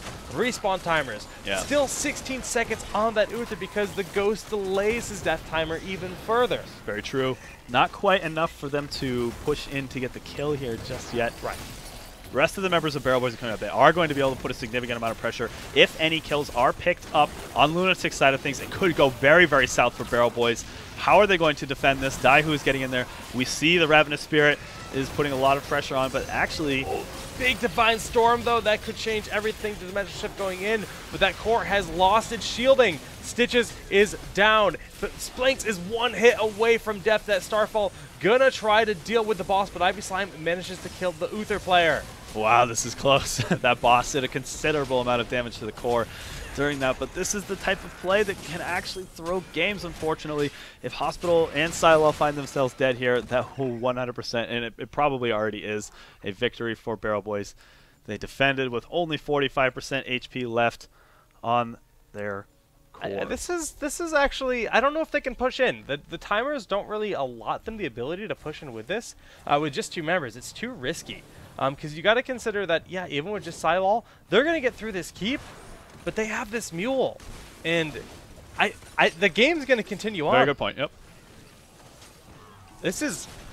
We've got a game suddenly. This is very cool. Now, look at that. The Lunar Flare used on the mule. They want to deny that. This will take out the keep. So now 2 keeps down. And there is a considerable amount of structure damage going into the top keep lane. Nothing they can do about that aside from the mule. Are they going to be able to finish it off? How many shots do they have left? Not quite enough. No, not enough. But the talent advantages has been leveled. Annihilating Spirit, Bolt of the Storm, Hardened Shield, Dark Archon, also known as Twilight Archon, and the Storm Shield, which gives you that buffer for the Ancestral. So we've talked about, again and again during these team fights, Stitches, trying to put the focus on him. I will liken Hardened Shield almost like having a second Ancestral Healing. If you activate it at the right time when you know that you're really far forward and they would like to try to punish you for that, Hardened Shield is so much damage mitigated, and then with the Ancestral Healing on top of that, it's almost as if Barrel Boys has to ignore Stitches in the fight, and that's exactly what a Warrior wants, where they can just lay down the control. They can get into position to land those very nice pulverizes. They have hooks to displace from trying to punish Nazeebo or the Odin. I actually think at 20, Lunatik has a massive advantage in terms of a team fight capability.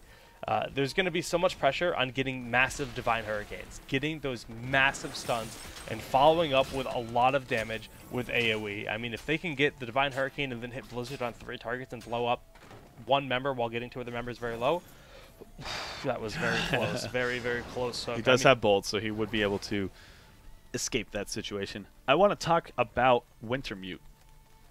Okay. Picked up for Jaina. Yeah. Usually we see Jainas opting for extra mobility. Is Wintermute something that you're seeing more in games lately, Jake? I've always liked Wintermute. It's just hard to actually get the max efficiency. Now, of course, Wintermute does mimic all the abilities you use and gives you a lot more burst, but we'll talk about it in a minute as we have this full-on initiation happening. Metamorphosis going in. This Starfall in a beautiful position, locking them down, but Kionda will be the first to fall. Silo does follow, but they are Dark Archon chasing Trummel, and Trummel just turning around, throwing down a few abilities onto Ivy Slime. Nice Divine Hurricane. We mentioned how crucial that would be for these fights, and the stun lockdown is here. I mean, they've managed to keep Trummel alive for a long time, but McIntyre is not going to be so lucky. That is the game that you play with Illidan. Oh, the grenade.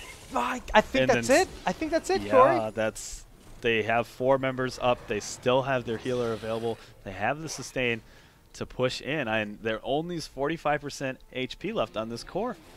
I think you're right. We're going to game number 3. And ETC just making a cheeky play, diving up to the top temple. No, I don't think so. I don't think so, right? No. Okay.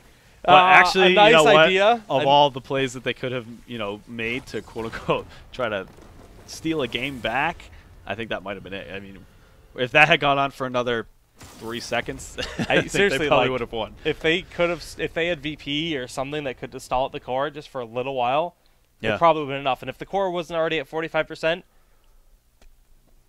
there's a lot. That was in the end a lot of small factors. Very cheeky. Looked like a very clear-cut victory for Lunatik Esports, but there's a lot of things that could have gone wrong at the end if some of the variables had been a little different. But the Mule, well worth that game. They soaked up so many more shots. They held on long enough. They maximized potential during the team fights, and sometimes if you can just hang on, keep the game relatively close even though you're behind, and just take those 2 last team fights convincingly, can get you a win where you didn't expect one. Yeah, that's very true and very good point to make. But it is now 1-1. Lunatic put a win on the board, taking us to game number 3, and it's Barrel Boys' pick as to what map we're going to go to. Right. So I think we're going to go to a commercial break while we get this set up. Barrel Boys, they are in that top spot. They want to hold that top spot. And Lunatic, of course, wants to get a game on the board. They want to try to get a win streak going so they can get themselves the best seed possible moving forward. What's going to happen game number 3? Who's going to win? You got to find out in just a second.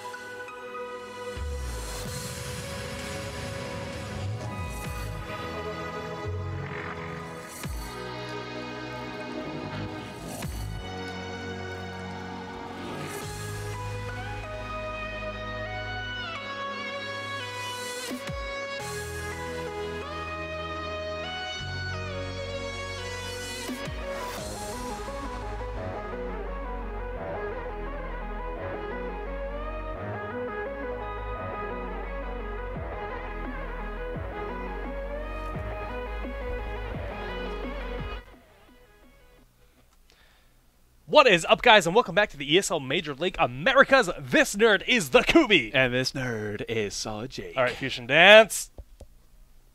Too fast. Too fast. Too fast. Are we the casting Super Saiyan? Nope. Too many words. Too many syllables. What do they call that when they merge? The fusion. What is that? Does that have a name? It's not an Archon. Does it have a name? Oh, in DBZ? Oh, jeez. Your childhood is being tested right now. There might not be a name. I think it might just be a fusion. No, they just combine the names together. Oh, it's like Gogeta. Yeah, Gogeta or... I don't know. Give me another one. I feel like there was another name for those two. Gogeta. Gotenks? And then Vegito. Vegito. Vegito Cheetos. Silliness. Absolute.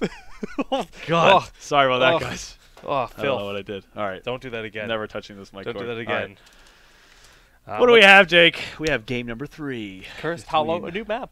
Yes, it is a new map. For the series, at least. For the series.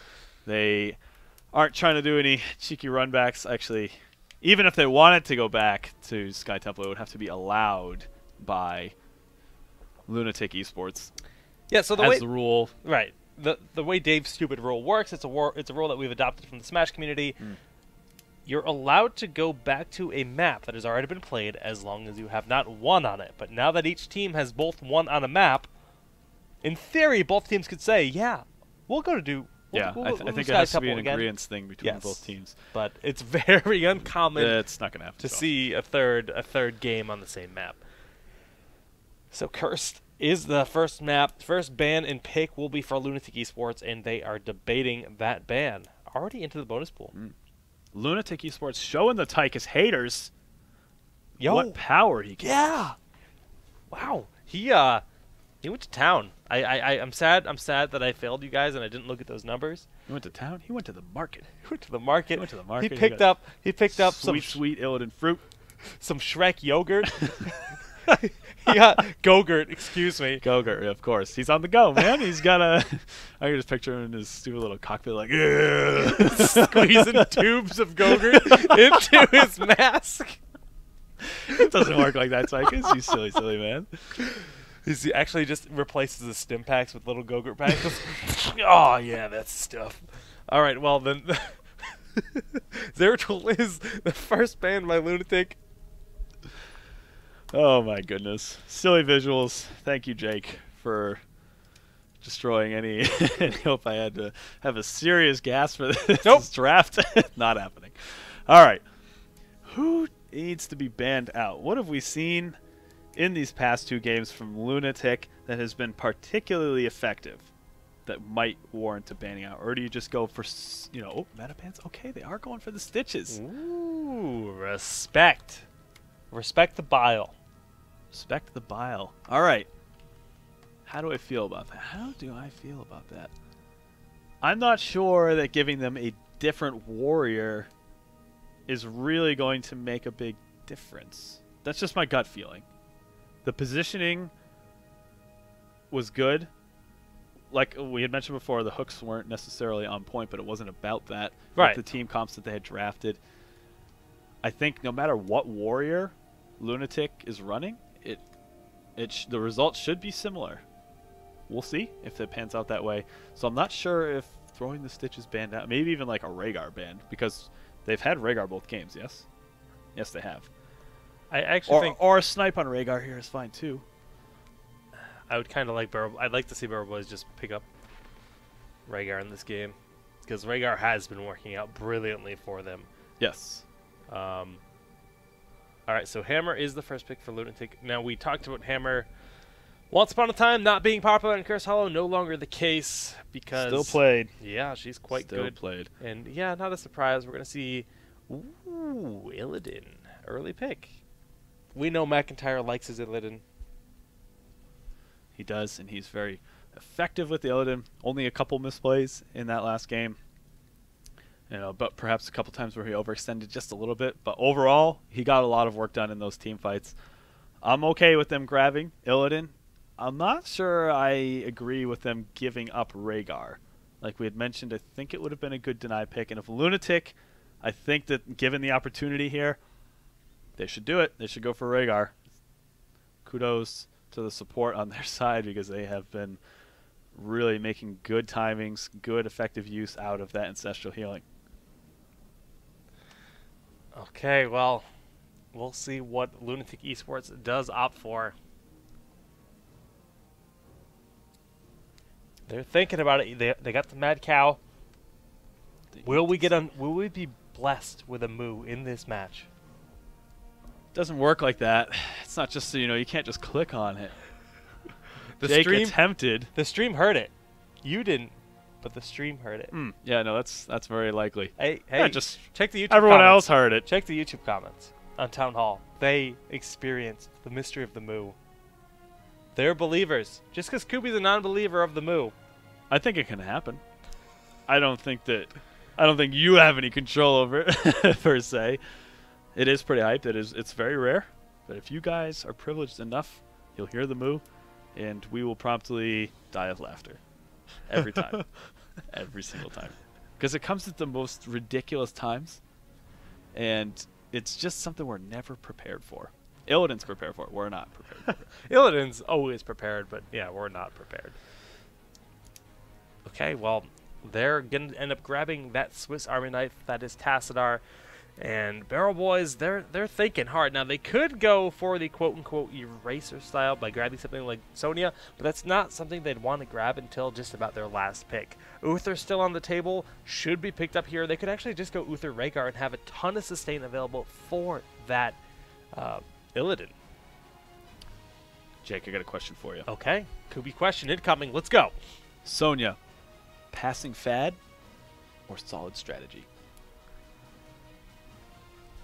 This one hits hard. I think it's a passing fad, and I hate to say it to you, Kubi. That's okay. I can handle the truth. I think it's a passing fad, huh? Haven't seen its effectiveness enough. I mean, teams quickly found how to shut it down. The leap is nice, but it's hard to keep her alive. She dies pretty quick. Illidan has the get out. So anyway, once she leaps in, she's not leaping out. She might be able to spin around a bit, but that one stun from Uther. There is no rewind for the heroic. That would not. That would be terrible. No, oh. no. Oh. Listen, stop listening. Just earmuffs right now. Don't think earmuffs. All right, Barrel Boys. In the end, still grabbed Rhaegar. I disagree with Lunatic not prioritizing Rhaegar a little more. I think they can look back at a lot of those team fights and say the effectiveness of Ancestral Healing was spot on.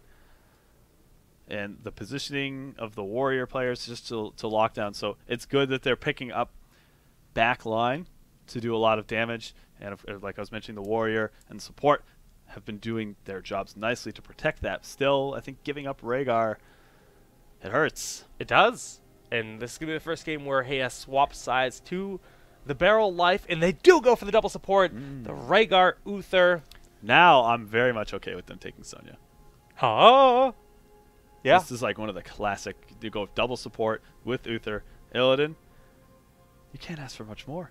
Does Lunatic snipe it? Sonya? Sonya does not fit into their composition. It doesn't fit. As nice as the snipe would be, it's putting them in a weird position. Yeah, they have Tassadar, but it's going to be Tassadar Mouth. I guess Barrel Boys could always grab Tyrael. I think like worst case scenario. So I think sniping it, considering that, probably not the best of idea. I think they have to go Mouth and then double big body front line, Mouth Diablo. It puts them low on damage, but it'll... yeah, but then how do they kill Illidan? How do they kill Illidan? I think you're right, though. Chen. I don't think Lunatik plays Chen. You said Chen, and I was just like, what? That could work in that stead. If you can split up the team, keep the supports out, sometimes that could work. They will probably go for something a little bit more traditional. Of course, there are tools banned. Zagara, still an option. Zagara Melf. Huh. We're going to see Mouth. I don't think we'll see Buttwing. Zebo Mouth is should be what we see picked up here.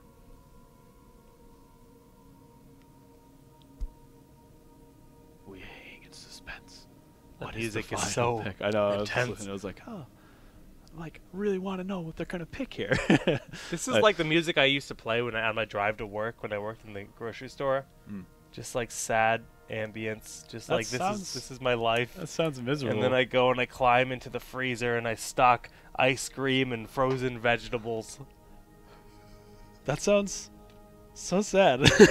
Jake, bringing me down here, man. Oh, I was about to say they might actually go for Brightwing. Why? Why did you want to see the Buttwing? Because of the potential for that super dive style comp. Okay. And it might offer a nice disengage. That said, we see Diablo. Is Diablo the Sonya replacement? I actually really Illidan? like that. Diablo Illidan has been a proven, very solid team composition. Double support. They're going to have a lot of tools to keep Diablo alive, as we've seen in the last games.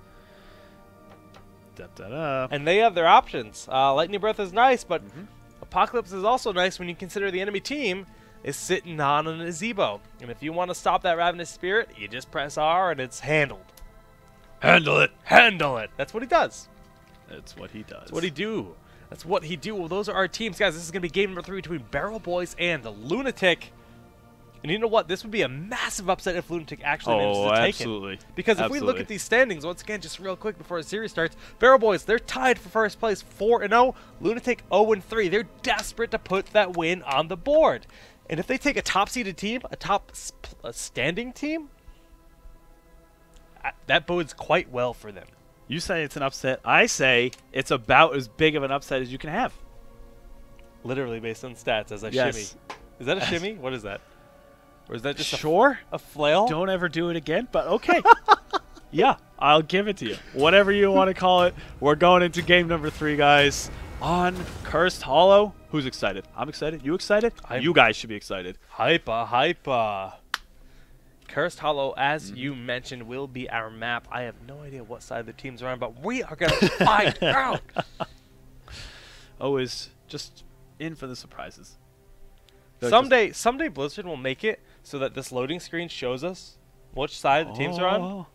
They've said they're going to do that. And it'll make my life infinitely better when that happens. TM. Because this is the time for Jake to say, all right, what do I have to do to make everything perfect? Perfect. And in the blue side, it's going to be Barrel Boys 1-1. And introducing these guys, we got Trumbull playing as Vala. Kionda going to be playing as Uther. It's going to be Blinks on Rhaegar, McIntyre on Illidan, and it'll be Diablo played by Urho. And on the red side, for Lunatic Esports, we have Ivy Slime on Tassadar, Daihu on ETC, Hospital on Sergeant Hammer, Lex Uther's going to be playing Malfurion, and Silal on Nazebo. The pre-game shenanigans, not shenanigans, but the shenanigans are pretty lackluster by every team, it seems, nowadays. But I got to give McIntyre some props for his attempt. He's got the Shondo Illidan, which is a cool skin, but the mount synergy, the skin mount synergy, it's just horrible. This might actually be one of the worst combinations I've ever seen. Oh, come on, Jake. I think I'm going to be sick. Mac, I think it's all right. could use some work. It's not the worst I've ever seen. Come on, man. I'd rather look at this, Phil. Oh, okay. What is this? All right. Now you just is this a key lime pipe money pig? What? Looking at the talents. Oh, these talents are, aside from resistant, about what you'd expect to see. Yeah. So resistant is going to have, yeah, there's enough stuns for sure. And we're looking at Uther's Divine Storm and anything that Diablo wants to throw down. It's going to make it quite a bit, like, you'll see anytime that he's Hospital is shadow charged while in the siege mode, it's going to just knock him back like a sliver. It looks weird, but it has its places against Diablo. Speaking about good skins, Master Rhaegar, probably the best skin in the game. You think so? I know so. You know so. Jake ever in the hunt to get those optimal skin and mount combinations. That's all he cares about. Here's if the Storm is actually just a fashion competition. Yeah? Tell me more about that. Well, I'm the ultimate judge, and I'll tell you, it's all about Rhaegar Master Skin. All right, okay. If you could give him like little slivers, he's in wolf form. Little slivers? Yeah, little slippers. Oh, slippers. Yeah.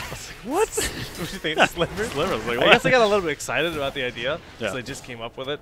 Well, just kind of looking at this game, it's pretty standard stuff right now. We have the double tanks in the top lane. Middle lane, it's going to be that triple aggression. They want to push down those towers. They want to get that experience lead as the tribute spawn, because if you have a talent advantage, especially when we hit level 10, it makes a big difference. But the optimal timing to pick up these merc camps is here. We see Farsight is going to be picked up on Rhaegar, and he's immediately going to unveil that they are in fact getting their giants, responding by grabbing giants of their own.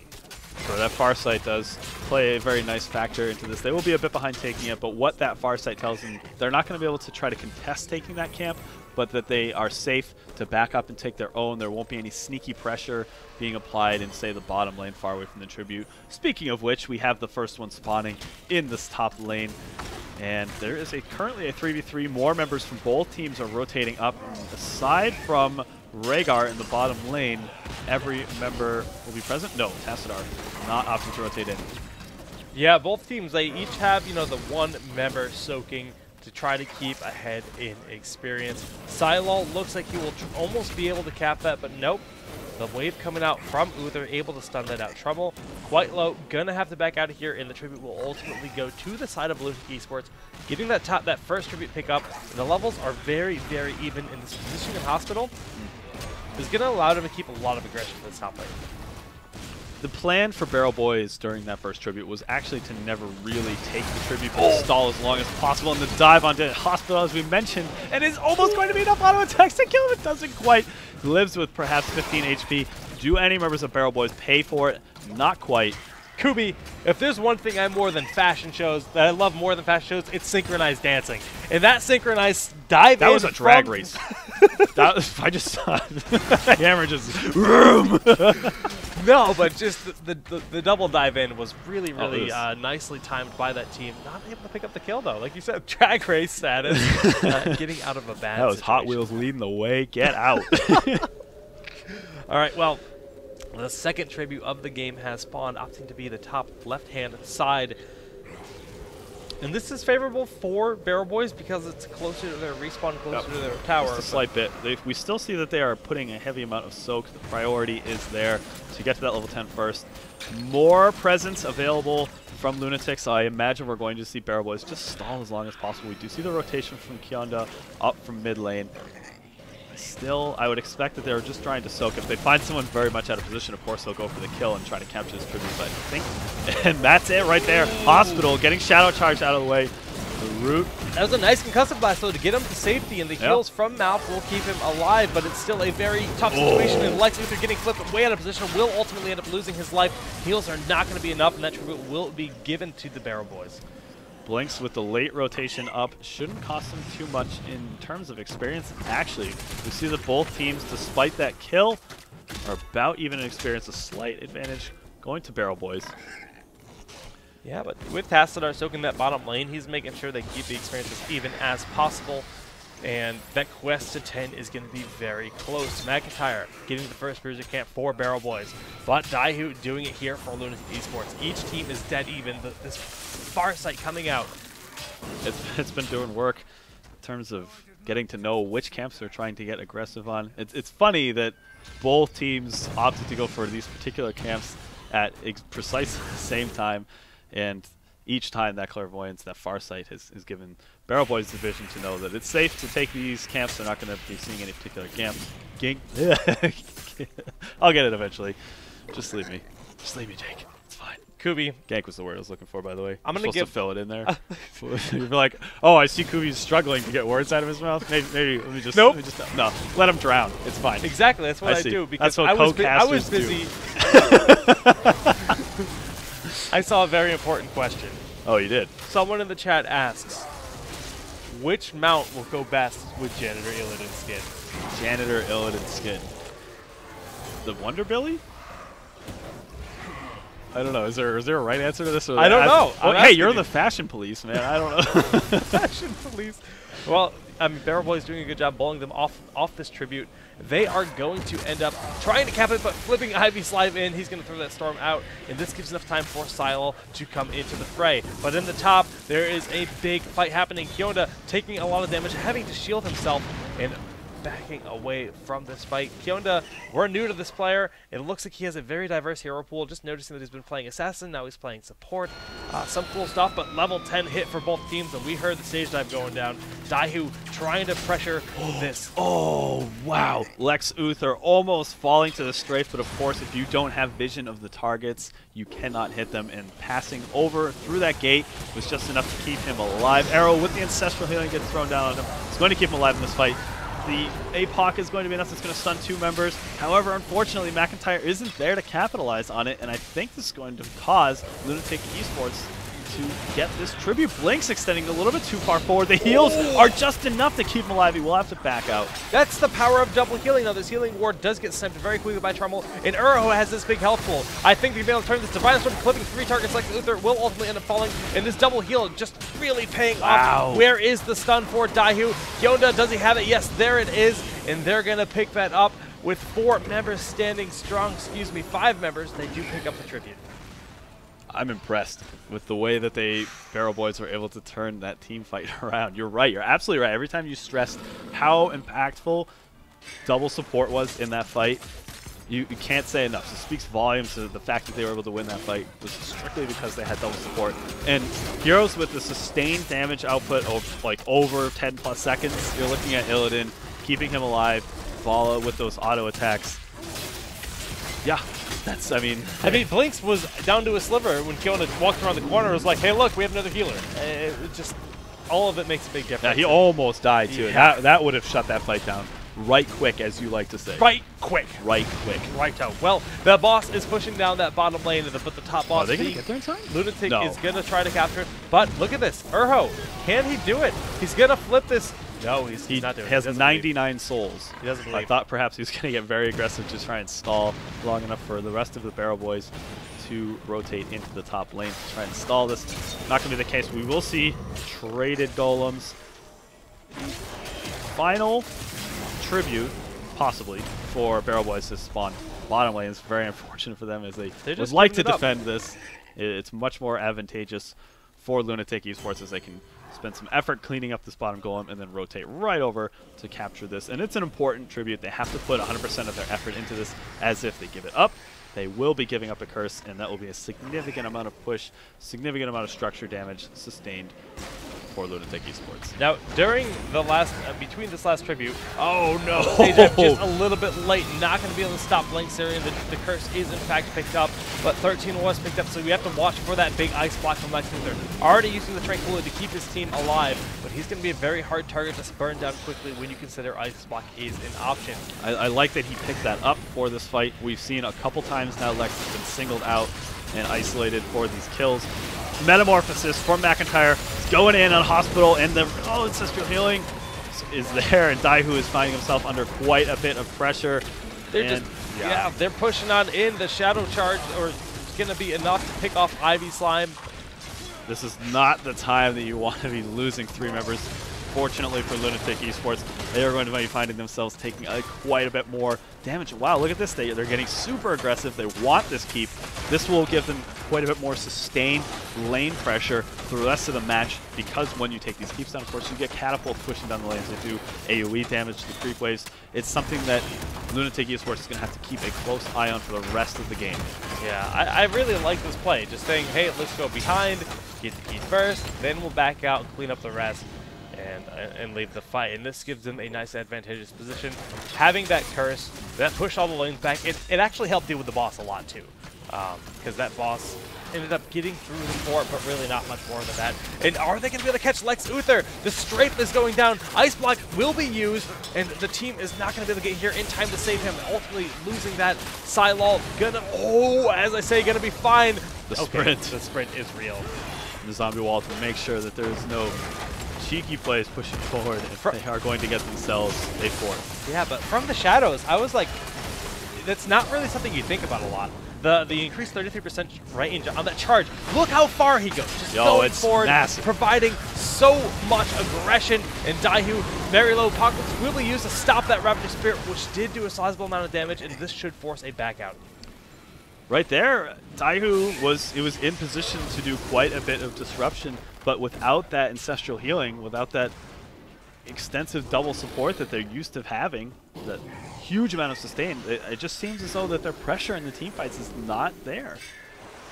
Yeah, I mean, it's true, and it's really working out for Barrel Boys in this game. I mean, Lunatic's not out yet, but right now they're doing what they can to put this pressure on to try to hit that level 6 speed, but that increased range on the Shadow Charge going in, dealing a lot of damage, but we see Archon has been used pretty much to force them back. A good disengage for Barrel Boys, not losing that fort, and they have lost the top one. I also want to stress how important it is that they put all of their effort into taking that bottom keep out. That is the lane that their golem spawns in and pushes down. So if an opportunity arises again where they can trade out taking golems, they're in a much bigger advantage. It forces so much more map presence because they absolutely have to go back. There's no, oh, the keep will clean that up. That doesn't exist. Right. It pushes pressure directly onto the core, and they can use that to their advantage by either split pushing, taking objectives elsewhere on the map. Speaking of objectives, we have a curse spawning this time top left part of the map, and well, it's a fresh tribute pickup for Barrel Boys if they manage to grab it. But Lunatic doesn't want to let that happen, and they are going on in. The Ravenous Spirit has been used, and where is the stun? Apocalypse not being used. Instead, they're just focusing their damage on the Psylol. Divine Storm coming out, and Strafe trying to pick him up, but the Illidan will be able to chase. Oh my goodness. And there's the A-Pocket. Was, of course, on cooldown. We see the Ancestral Healing. Arrow is not dying anytime soon.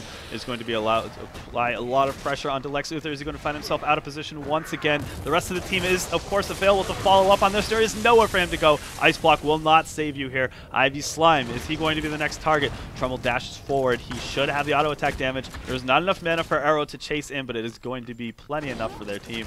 And they will pick themselves up a 3-for-1. They earn to get an extra tribute, or better yet, take the boss.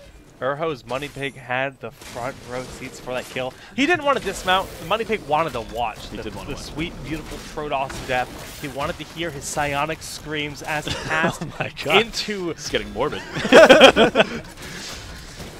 All right. Yeah, I was somewhat all right with the Ravenous Spirit positioning at the start of that previous fight. I'll assume that Zebo knew that APOC was off cooldown. There was still another 10 seconds. However, I think perhaps he wasn't quite keeping track of the cooldowns and Shadow Charge, which is what ultimately ended up interrupting that. So, you know, it was okay initially because it would have given him a better start, and he would have gotten good reach on it. However, getting interrupted that quickly, it didn't bode so well, and then having saved APOC and not having needed it to interrupt Ravenous Spirit played so much more of an impact, considering the tight corridors that was available for that fight, and it's always available on this map. And the stage dive, Lex Uther having to use that that Ice Block to save himself once again. Ravenous going uncontested this time, but it's only going to see effectiveness on Arrow. The Ancestral Healing, it's been there time and time again.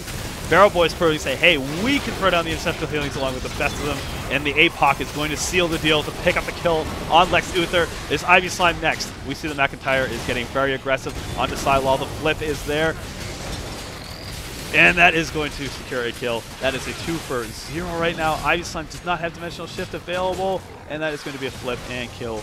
Once again, they are just picking apart the remainder of Lunatic Esports. And when you consider the death timers at this point in the game, 30, 25 seconds until Malfurion is back, that's GG. Yeah, that's going to be GG. Just want to point out that Kyonda went forward with that Divine Storm, thinking that he was going to hit the Ravenous, and he actually just barely missed the range on the Ravenous, not interrupting it. But you pointed out well that it was only hitting Diablo. Ancestral came out, and it didn't end up mattering a whole lot in the end. GG's here to Lunatic Esports with a great showing, but Barrel Boys will take a 2-1 victory in the ESL Major League, maintaining their spot 5-0 in terms of match score. 5-0. Nicely played to Barrel Boys, but even still, the placings that Lunatic Esports have is just not indicative of how well they're playing. Right. They really brought it to Barrel Boys there, and it was a close series. That game could have gone either way, and we would have had a huge upset in this league. So nicely done to those guys, but congratulations to Barrel Boys. It's really fun watching Lunatic develop as a team too, because each week they look stronger and stronger, and they're keeping at it, and they're improving, and their draft is so solid, and that's half the battle. Half the battle is being able to draft, and I gotta give it to them. They have a very solid draft here. So they're playing against the toughest teams in NA, and they're holding their own. It's like I said. I mean, the score that they have so far in the sets they've played doesn't really show that, but they are a very, very strong, solid team. Absolutely. I mean, props to them, GG's, and we look forward to seeing you guys again next week. But we got another series tonight, Kubus. Yes, we do. Who is it? Temple Storm? 2-Arc? Both of them! Oh, yes. Woo. As I start making train sounds. So Temple Storm versus 2-Arc is our next series. And we've got a bit of a... we're going to get a status update on what's going on with those guys. That's right. It is just about 10 o'clock, though, so I will assume they're ready, in which case we'll go to a quick break.